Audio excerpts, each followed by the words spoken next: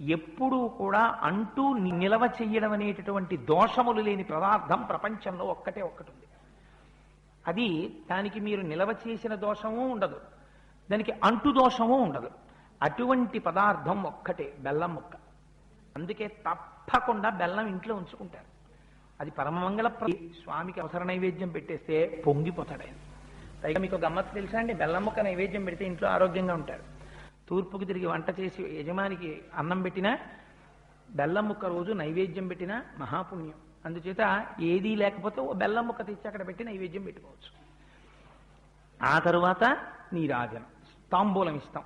స్వామి కూడా తాంబూలం వేసుకున్నట్టు ఎర్రటి నోటితో కూర్చున్నట్టు మీరు భావన చేయాలి. అందుకే తాంబూలం సమర్పయామి అన్నాక ఒక్క క్షణం ఆగాలి. ఏదో రిచువలిస్టిక్ గా తాంబూలం సమర్పయామి అని తాంబూలం ఇచ్చేసాం అయిపోయింది అని కాదు, మీకు ఇక్కడ భావన జరగాలి.